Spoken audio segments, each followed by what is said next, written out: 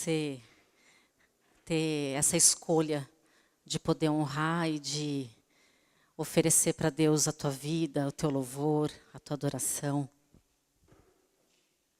Aleluia. Bom, quem está acompanhando, nós estamos falando o mês todo, desde o dia 1º de junho, sobre plenitude.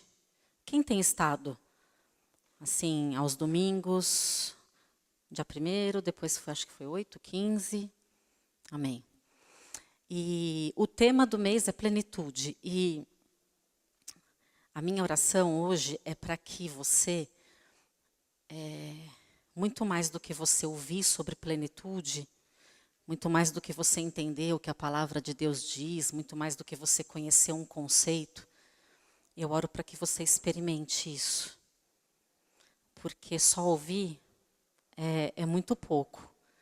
E eu oro para que o Espírito Santo te faça ter essa experiência de saber o que é a plenitude de Deus. Se sentir cheio de Deus. E todos os temas que a gente ministra aqui não faria sentido se nós e vocês não tivessem a experiência do que nós estamos ministrando. Por isso a gente, depois da palavra, que é bem curta, nós vamos ter uma experiência de oração às mesas. A gente não tem mais discutido sobre a palavra na mesa, a gente tem orado sobre a palavra.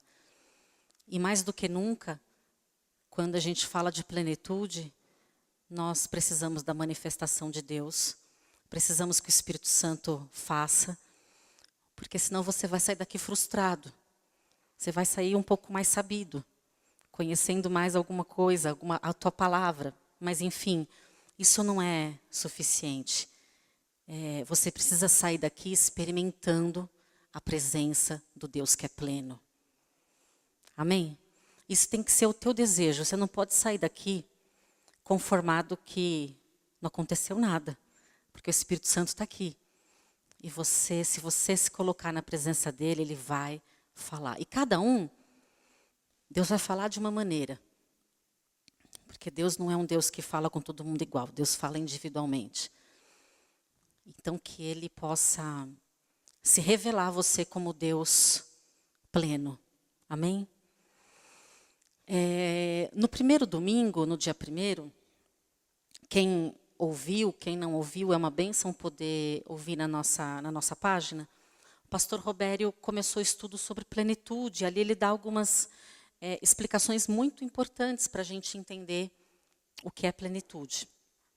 E eu ouvindo a ministração dele, agora esses dias, conforme eu ia ouvindo, a única pessoa que me vinha assim no coração para falar de plenitude era Jesus. Porque para mim não tem nenhum exemplo mais completo ou mais real do que Jesus, o ministério de Jesus. Jesus, ele buscou a plenitude. E a gente vai ver alguns textos que talvez você não tenha visto dessa maneira os textos, mas quando eu comecei a olhar, eu falei, que interessante. Ele, desde o início, ele buscava a plenitude de Deus, apesar de ser Jesus, apesar de ser santo. Se você abrir a tua Bíblia, aí em João 4:34, você vai ver, se você não abrir, pode ouvir. João 4:34 diz assim: a minha comida consiste em fazer a vontade daquele que me enviou e realizar a sua obra. Está assim na sua Bíblia? E realizar a sua obra? Concluir. Esta palavra realizar é a palavra plenitude. É a palavra teleios. E essa palavra realizar significa completar, finalizar. E aí você olha para o versículo de novo e leia com esse entendimento. Jesus dizendo, a minha comida consiste em fazer a vontade daquele que me enviou e finalizar, completar a sua obra, o seu propósito. Então, plenitude, aqui neste texto, significa completar algo, finalizar. Jesus é um exemplo, para mim, de alguém que tinha consciência plena do que ele tinha que fazer. Consciência plena para onde ele tinha que ir. Ele tinha conhecimento da vontade do Pai. E por que eu escolhi ele para ser aqui o nosso exemplo? Porque Jesus, do começo ao fim do seu ministério, andou sem se desviar desse propósito. Ele tinha um propósito para cumprir. E porque ele não se desviou, ele atingiu a plenitude. Ele tinha convicção do chamado. Ele sabia de onde ele tinha vindo, e ele sabia o que estava fazendo aqui, e ele sabia para onde ele ia. Se a gente não sabe o que a gente está fazendo aqui, se a gente não conhece o propósito, se a gente não entende para onde estamos indo, jamais alcançaremos a plenitude de algo. Já viu as pessoas assim, ó? E aí, como é que você está? Indo. Quem está indo, não está indo. Na minha opinião. Quem está sempre indo, não está indo para lugar nenhum. E aí, como é que você está? Estou indo. Para onde você está indo? Eu estou indo.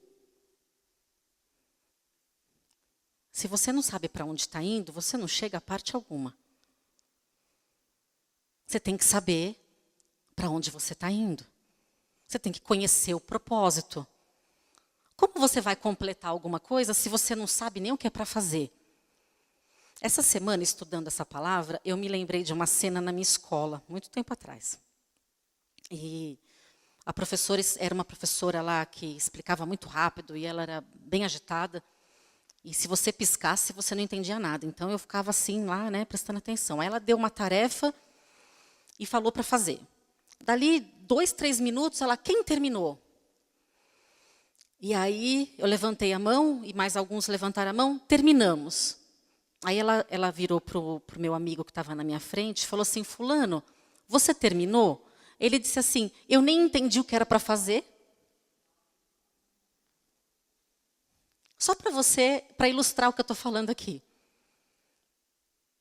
Aí Jesus chega para você, e aí? Terminou a carreira? Hã? Carreira? Ah, eu fiz medicina. Não estou falando dessa carreira. E aí, completou? Atingiu a plenitude? Aí você diz assim, nem estou sabendo. Então, primeira coisa é saber para onde eu estou indo. Jesus sabia. Se Jesus não soubesse, ele não teria alcançado o propósito de Deus. Se você vê lá em João 8,14, acho que esse a gente vai projetar aqui, olha só. Ele estava debatendo aqui com os fariseus estavam questionando que o testemunho dele era verdadeiro. E olha só essa frase, como Jesus tinha completa convicção do que ele tinha que fazer. Respondeu Jesus, ainda que eu mesmo testemunhe em meu favor, o meu testemunho é válido, pois sei de onde vim e para onde vou. Mas vocês não sabem de onde vim, nem para onde eu vou. Eu sei de onde vim, eu vim do Pai, e eu sei o que eu estou fazendo aqui.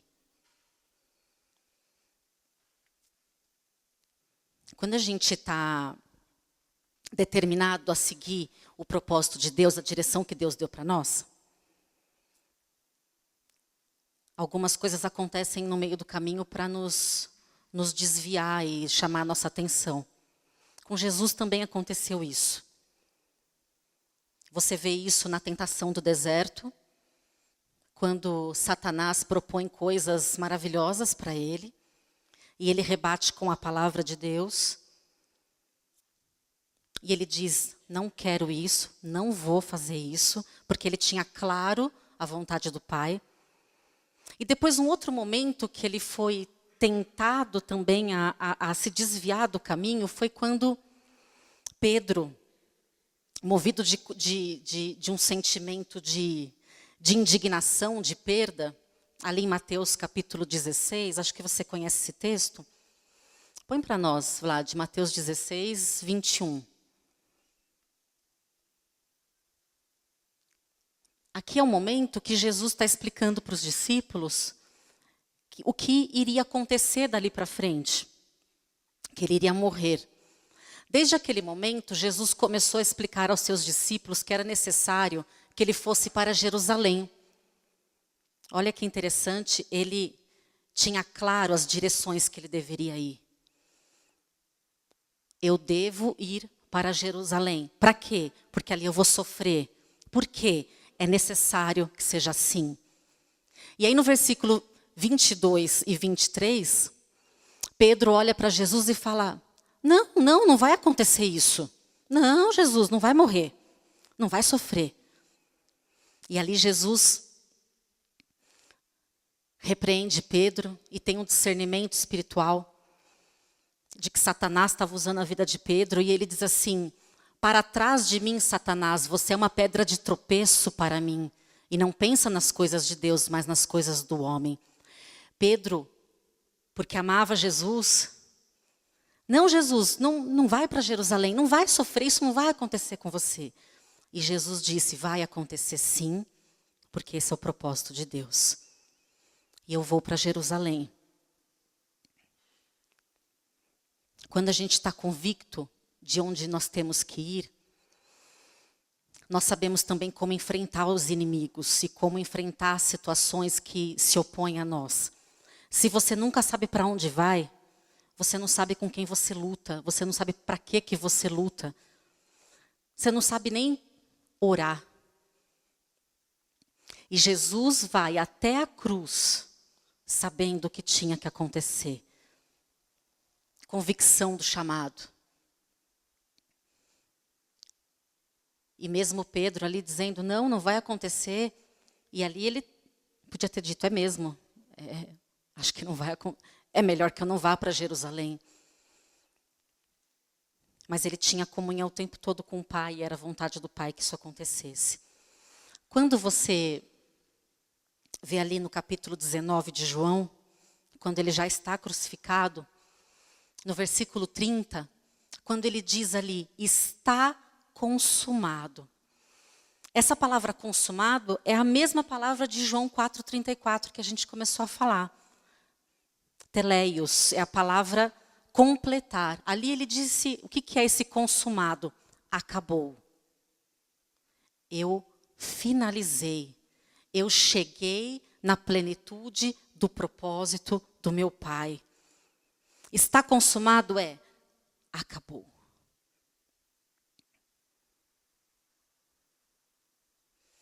Tem uma outra pessoa que eu gosto bastante na Bíblia, e é um outro exemplo de alguém que tinha muita noção, muito conhecimento e entendimento da vontade de Deus para a vida dele. O nome dele é Paulo.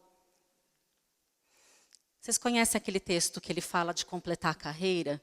Atos 20 e 24. Ali é um texto que fica muito claro que Paulo sabia que algo tinha sido começado e ele precisava completar. Atos 20 e 24 diz assim, não me importo nem considero a minha vida de valor algum para mim mesmo, a não ser que eu complete a carreira e realize o ministério que Jesus me confiou. Nada mais eu acho importante a não ser completar a carreira que Deus me propôs. Se é para completar algo que já começou. E ele precisava alcançar. Para alcançar essa plenitude, ele tinha que saber. Paulo sabia exatamente para onde ir, o que fazer, o que falar.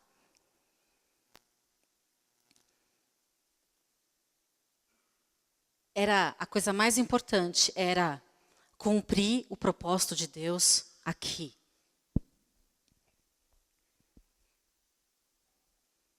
E como cumprir algo se eu não sei? Quando você entra na faculdade, tem lá tantos anos que você tem que complementar, tem lá os horas de estágio. E aí, quando você entra, você tem noção de que você tem que fazer 5 anos, 6 anos, não é assim? 300 horas de estágio, 200 horas de estágio. Então você vai em direção a completar aquele curso, aquela faculdade. Assim deve ser a nossa vida em todos os sentidos. Eu tenho que alcançar a plenitude da vontade de Deus todas as áreas na minha vida. Para isso eu preciso conhecer a vontade de Deus. Eu preciso conhecer para onde Ele quer me levar. Porque quando eu sei que Ele quer me levar para Jerusalém, eu não vou aceitar a proposta de ir para o Peru. Se eu sei que Ele quer que eu vá para Jerusalém, eu não vou ficar em outra cidade. Mesmo que a proposta seja maravilhosa, incrível. Mas eu vou para Jerusalém. Agora, quando você não sabe para onde tem que ir, você aceita qualquer proposta, a primeira que aparece. E aí você sempre responde, estou indo. Como você vai atingir a plenitude de Deus no teu ministério, no teu casamento, na tua vida, na sua profissão, nas finanças, se você não conhece qual é a vontade de Deus?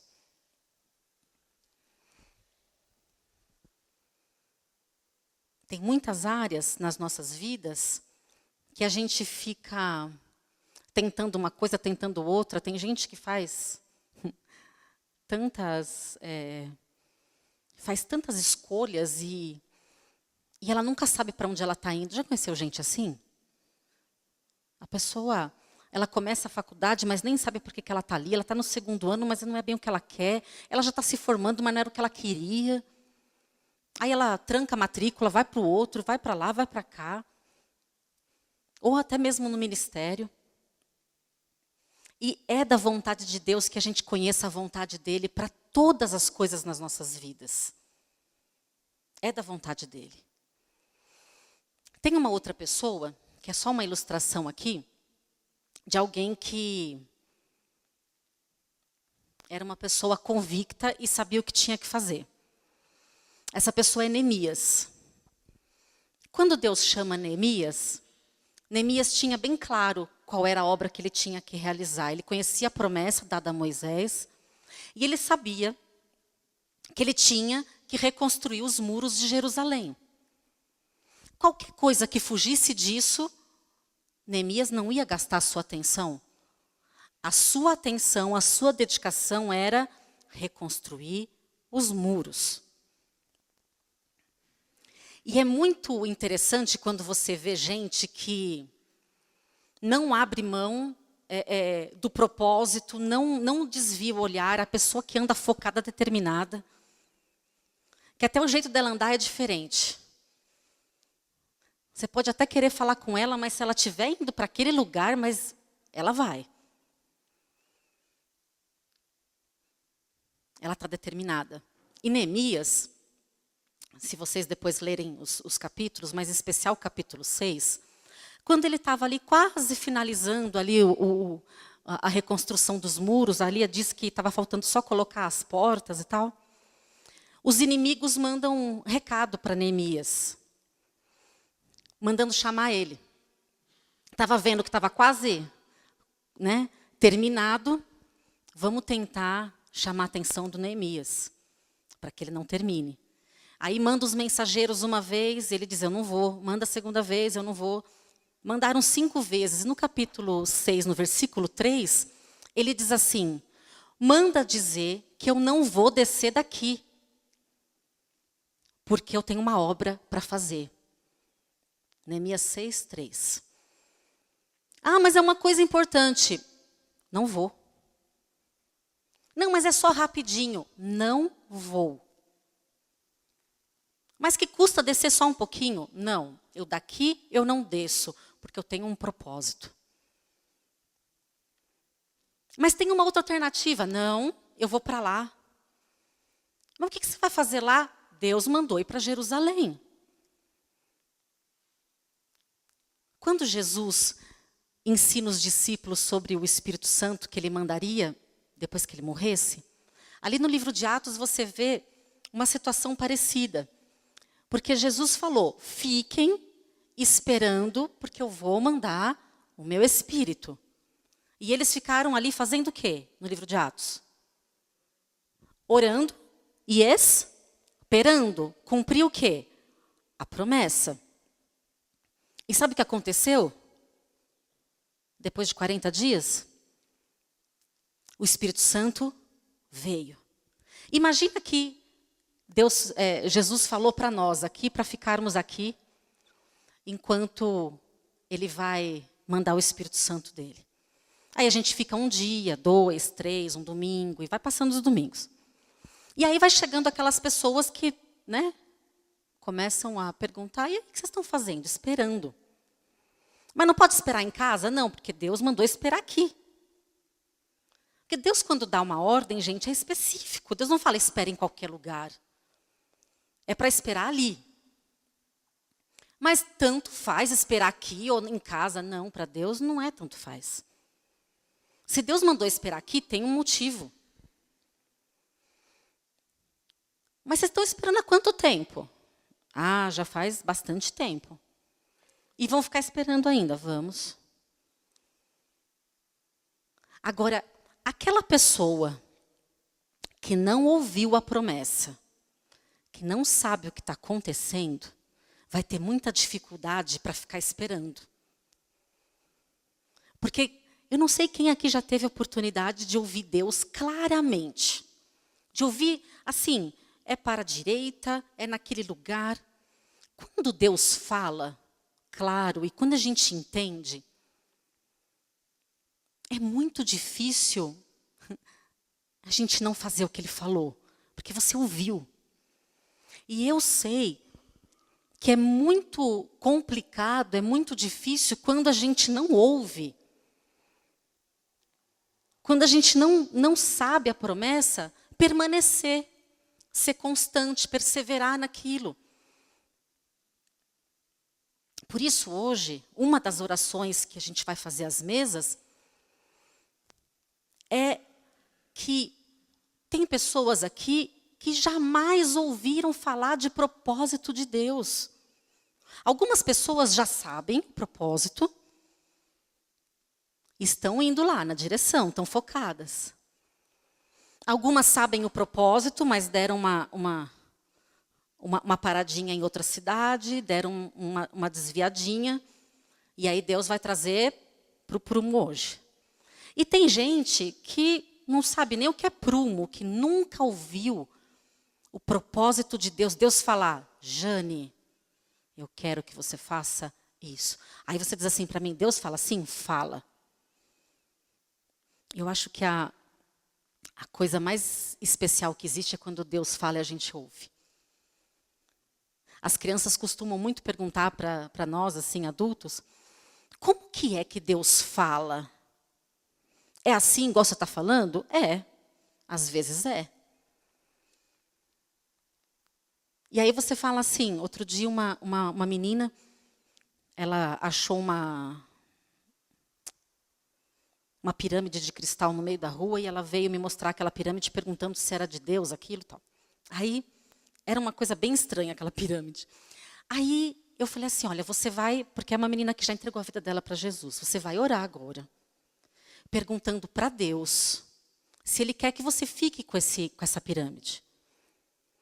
Eu não vou te falar, você vai ouvir Deus. Ela, como eu vou ouvir? Do jeito que eu estou te falando, Deus vai falar com você. E criança não questiona, não pergunta, ela já fechou o olho e já está tudo certo. Aí ela orou. Deus, mostra para mim se eu tenho que ficar com essa pirâmide. Amém. Foi assim a oração, tá? Assim. Ela estava de olho fechado. Quando ela abre o olho, pastora! Ai meu Deus, isso não é de Deus. Deus está me mostrando. Ele está falando comigo. Gente, ela começou a chorar. Foi uma experiência tão especial. Não precisou de nada. Precisou dela falar com Deus e estar disposta a ouvir. E aí sabe o que ela fez? Jogou fora. Não porque eu disse, porque o Espírito Santo falou para ela. Isso faz diferença. Às vezes as pessoas fazem coisas que a gente fala por obediência, porque creem naquilo que a gente está pregando. Não está errado. Mas quando Deus fala com você, você ouve. Gente, ouve. É sério que ouve. Ouve. E é muito frustrante você nunca ouvir Deus. Você precisa ouvir. Você precisa saber, você precisa sentir, você precisa abrir a palavra e ver lá que teu nome está escrito, Jane, 2 pontos. Teve coisas que eu já li na Bíblia que assim, eu vi o meu nome escrito. Grifado ainda, sabe aquela coisa assim, Deus só pode ter escrito aqui isso para mim.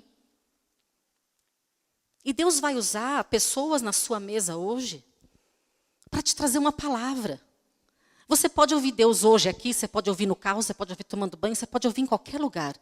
Só que você tem que se dispor a isso. E você tem que estar determinado a alcançar o propósito de Deus para a sua vida. Senão você vai ficar indo, e cada culto que passa você está indo.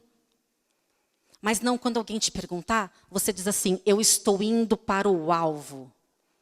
Eu tenho essa estrada, eu tenho que completar a carreira, falta tantos metros. Daqui eu não saio, daqui ninguém me tira, não importa. Deus me chamou. Deus me chamou para orar, Deus me chamou para ministrar criança, Deus me chamou para tocar. Eu não vou descer do muro enquanto não estiver pronto, Deus me chamou.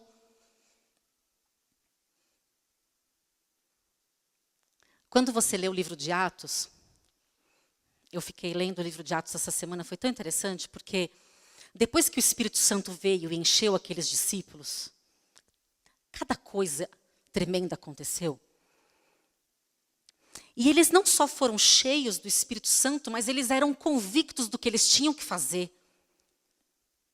Eles iam andando, pregando e sabiam o que estava fazendo.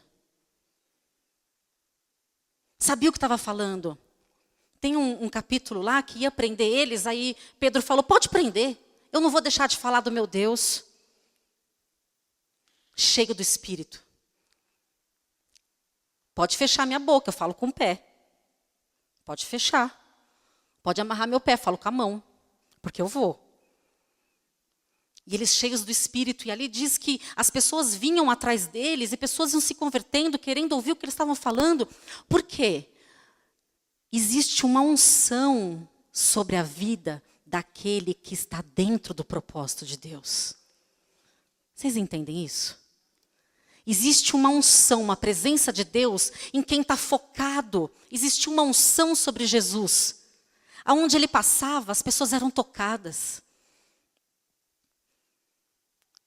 Há uma presença de Deus quando você está cumprindo a vontade dele. É nítido quando você está cumprindo e quando você não está cumprindo. É nítido. A presença de Deus testifica a vontade dele. E os discípulos iam pregando, vai para lá, vai para cá, e eles ouviam, é para a direita, é para a esquerda, é nessa cidade, fica lá, dorme lá, agora vai para cá. E ali no finalzinho de um dos capítulos diz assim, e eles iam cheios do Espírito e tomados de alegria. Sabe por que eles eram tomados de alegria? Porque na presença de Deus há plenitude de alegria. Quando está dentro do propósito, a alegria do Senhor é a tua força. Você vai cheio, você vai transbordando de alegria. Porque você sabe o que você está fazendo. Não seja daqueles que nunca sabe para onde está indo. Complete, finalize. E peça hoje ao Espírito de Deus que Ele te fale por onde começar. Porque às vezes você está lá no comecinho do caminho, não sabe nem como começa. E a coisa mais importante é você buscar a presença de Deus em todo o tempo. Porque a presença de Deus, vocês viram ali quando Jesus repreende Pedro e fala a reda de Satanás de Pedro, ele pôde fazer isso porque ele teve discernimento. Por causa da presença de Deus. Você tem que ter discernimento. Para você ter discernimento, você tem que ter Você tem que buscar o Senhor, você tem que estar na presença dEle todos os dias. E aí, quando você está pensando em desanimar, vem uma palavra e confirma. Isso acontece sempre comigo. Deus sabe, aquele domingo que você diz assim, hoje é o último domingo da minha força. Eu só consigo crer naquela promessa, Deus, só mais hoje.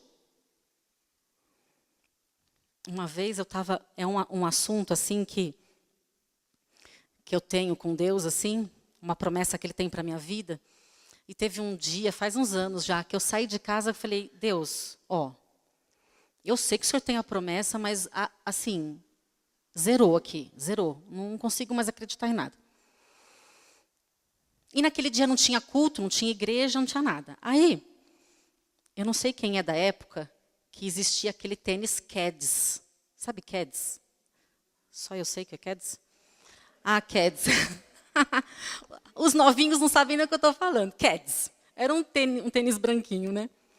E olha que coisa, cheguei na loja e falei para o moço assim, porque eu trabalhava numa escola com criança que era obrigatório usar Keds.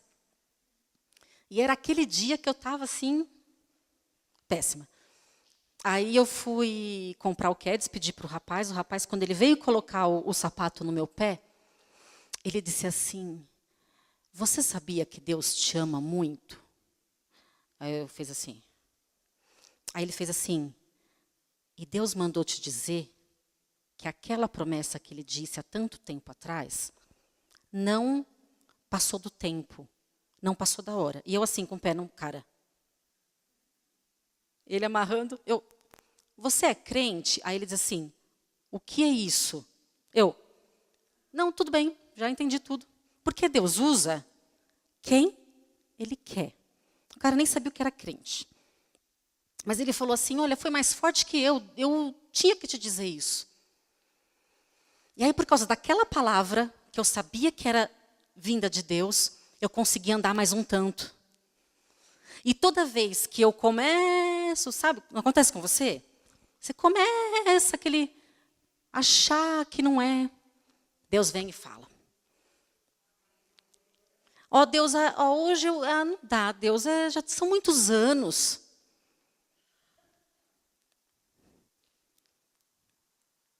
Uma vez, sobre esse mesmo assunto que eu estou te falando, que Deus fala comigo sempre, faz pouco tempo. Olha como Deus fala. Eu estava no hospital fazendo um exame, e naquele dia, que eu estava fazendo aquele exame, eu falei, Deus, eu não aguento mais essa situação, que era uma situação de enfermidade que vem durante muitos anos assim na minha vida. E aí eu orei aquele dia, e eu orei sem falar. Falei, dessa vez eu não vou falar. Eu vou orar no meu pensamento, porque o diabo não lê meu pensamento.